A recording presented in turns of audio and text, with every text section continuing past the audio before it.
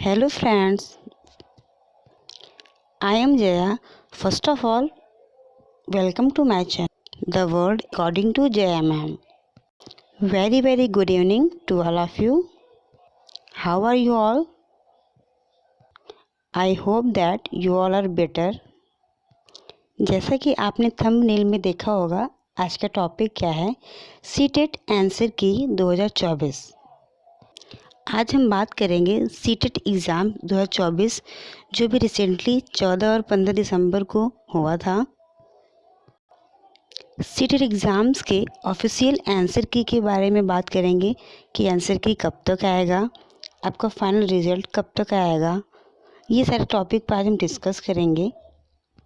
जैसे कि आपको पता है कि अभी रिसेंट में जो एग्ज़ाम हुआ है उसमें जो पेपर 1 था वो तो एक ही मीटिंग में हुआ, बट जो पेपर 2 था वो 2 मीटिंग में हुआ था। इसीलिए स्टूडेंट्स बहुत परेशान हैं कि क्या इसमें नॉर्मलाइजेशन होगा। तो आज इस पर भी हम डिस्कस करेंगे कि इसमें नॉर्मलाइजेशन होगा या नहीं, और अगर नॉर्मलाइजेशन हुआ तो क्या वो पेपर 1 में होगा या फिर पेपर 2 में होगा। तो इन सब टॉपिक पर हम डिटेल्स पर डिस्कस करेंगे।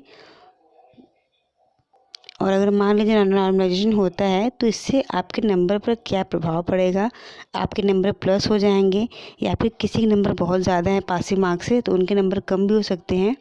इन पर हम डिटेल्स में डिस्कस करेंगे, क्योंकि इस बार जो आपका एग्ज़ाम हुआ है वो 14 और 15 दिसंबर को अलग अलग मीटिंग में हुआ है, इसीलिए नॉर्मलाइजेशन का चांस बनता है। लेकिन नॉर्मलाइजेशन होगा या नहीं इसको अभी हम डिस्कस करेंगे। ये हमारा पहला टॉपिक आज का होगा नॉर्मलाइजेशन के बारे में। इसके बाद हम डिस्कस करेंगे कि आंसर की कब तक आएगी। सबसे पहले आपका प्री आंसर की आती है, उसके बाद डाउट क्लियर करते हैं आप, उसके आफ्टर दिस फाइनल आंसर की आती है, उसके फिर 1-2 हफ्ते बाद क्या आता है, रिज़ल्ट आता है। तो इस पर भी डिस्कस करेंगे कि आपका आंसर की कब तक आ सकता है। और बाद थर्ड टॉपिक है पासिंग मार्क्स। इसमें पासिंग मार्क्स क्या है, जो ओबीसी के कैंडिडेट हैं उनको मिनिमम कितने मार्क्स लाने होंगे जिससे वो पास के कैटेगरी में आ जाएंगे, जो एससी एसटी लोग हैं उनको कितने मार्क्स लाने होंगे, या फिर जनरल कैटेगरी को पास होने के लिए कितने मार्क्स की रिक्वायरमेंट है। ये सारे टॉपिक पर हम डिस्कस करेंगे कि किनको कितना मार्क्स मिलेगा और वो पासिंग की कैटेगरी में आ जाएंगे। और लास्ट में मेरा टॉपिक रहेगा रिज़ल्ट, मीन्स आपको आंसर की के बाद भी जो रिज़ल्ट आता है उसमें कितना टाइम लगता है और कब तक रिज़ल्ट आएगा। ये 4 टॉपिक पर आज हम डिस्कस करेंगे और आपके डाउट्स को क्लियर करेंगे। देखिए, अगर हम बात करते हैं नॉर्मलाइजेशन की, तो नॉर्मलाइजेशन कब होता है? किसी भी एग्ज़ाम में नॉर्मलाइजेशन तब होता है जब एक ही एग्ज़ाम्स अलग अलग पाली में होता है और अलग अलग डेट्स पर होता है। इस कंडीशन में नॉर्मलाइजेशन का चांस बनता है। लेकिन अगर हम जब भी सीटेट की पात्रता परीक्षा के बारे में बात करते हैं, जो भी रिसेंटली 14 दिसंबर और 15 दिसंबर को हुआ था, तो उसमें क्या था कि जो पेपर 1 था आपका वो सिर्फ़ और सिर्फ एक ही मीटिंग में हुआ था, तो इसमें तो नॉर्मलाइजेशन का बिल्कुल भी चांस नहीं है। अब जब बात करेंगे पेपर 2 के बारे में, तो पेपर 2 आपका जो था वो 14 दिसंबर को भी हुआ था और 15 दिसंबर को भी हुआ था।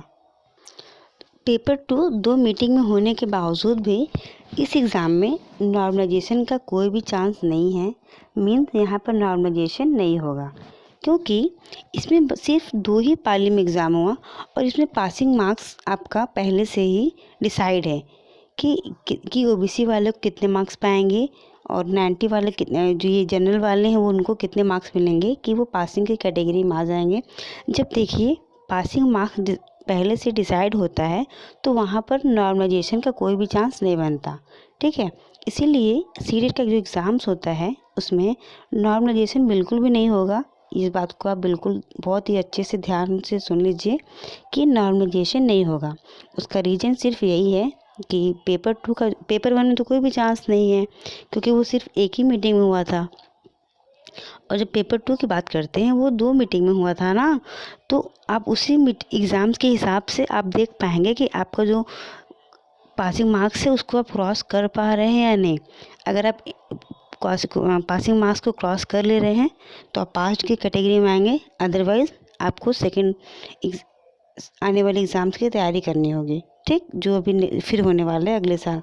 आपको पता ही कि सीटेट का जो एग्ज़ाम है वो साल में 2 बार होता है, तो इसमें नॉर्मलाइजेशन नहीं होगा। अब बात करते हैं आंसर की के बारे में कि इसका आंसर कब तक आएगा।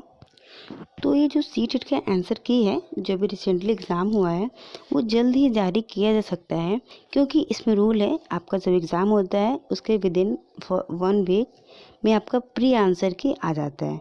तो इसके हिसाब से आपको 1 वीक से ओवर हो चुका है, तो आपका आंसर के किसी भी दिन आ सकता है। ओके, बट इसके आंसर की कोई फिक्स डेट या फिर फिक्स टाइम नहीं है, लेकिन हर बार ऐसा ही होता है कि सीटेट एग्ज़ाम जब होता है उसके विदिन 1 वीक और विदिन 10 डेज़ आपका आंसर की आ जाता है। उसके बाद आपको 2 से 3 दिन मिलता है उस आंसर पर। आपको अगर डाउट है तो उस पर आप क्लेम कर सकते हैं, क्लेम के लिए भी 2-3 दिन मिलता है। तो क्लेम करने के बाद फिर आपको लास्ट में फाइनल आंसर की जाती है। ओके, तो इन सब प्रोसेस में लगभग 15 डेज़ लग जाते हैं।